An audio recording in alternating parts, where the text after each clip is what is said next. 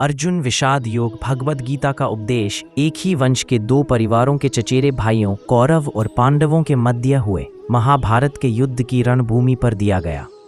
इस पुस्तक के परिचय से संबंधित प्रारंभिक पृष्ठों में उल्लिखित गीता का परिवेश खंड में उन घटनाओं का विस्तृत रूप से वर्णन किया गया है जिनके कारण यह महायुद्ध हुआ।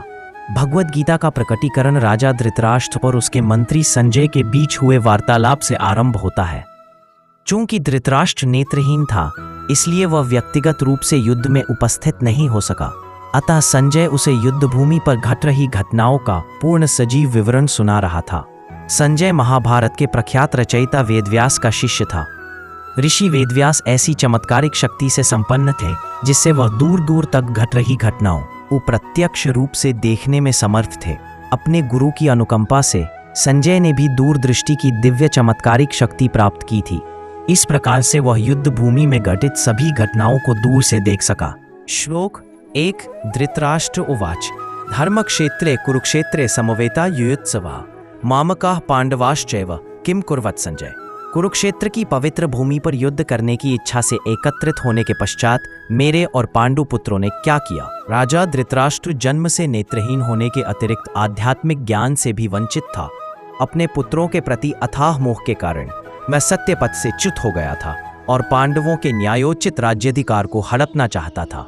अपने भतीजों पांडव पुत्रों के प्रति उसने जो अन्याय किया था उसका उसे भली भांति बोध था। इसी अपराध बोध के कारण वह युद्ध के परिणाम के संबंध में चिंतित था। इसलिए धृतराष्ट्र संजय से कुरुक्षेत्र की युद्ध भूमि जहां युद्ध होने वाला था की घटनाओं के संबंध में जानकारी ले रहा था। इस श्लोक में धृतराष्ट्र ने संजय से यह प्रश्न पूछा कि उसके और पांडव पुत्रों ने युद्ध भूमि में एकत्रित होने के पश्चात क्या किया। अब यह एकदम स्पष्ट था कि वे युद्ध भूमि में केवल युद्ध करने के उद्देश्य के लिए एकत्रित हुए थे, इसलिए यह स्वाभाविक ही था कि वे युद्ध करेंगे। धृतराष्ट्र को ऐसा प्रश्न करने की आवश्यकता क्यों पड़ी कि उन्होंने युद्ध भूमि में क्या किया। धृतराष्ट्र द्वारा धर्म क्षेत्रे धर्मभूमि शब्द का प्रयोग करने से उसकी आशंका का पता चलता है। कुरुक्षेत्र पवित्र भूमि थी। शतपथ ब्राह्मण में इसका वर्णन कुरुक्षेत्र देवयजनम के रूप में किया गया है, अर्थात कुरुक्षेत्र स्वर्ग की देवताओं की तपोभूमि है, इसलिए इस भूमि पर धर्म फलीभूत होता है।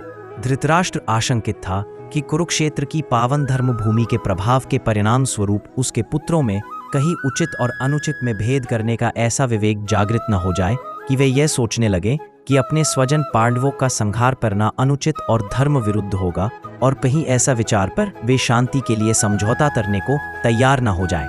इस प्रकार की संभावित आशंकाओं के कारण धृतराष्ट्र के मन में अत्यंत निराशा उत्पन्न हुई।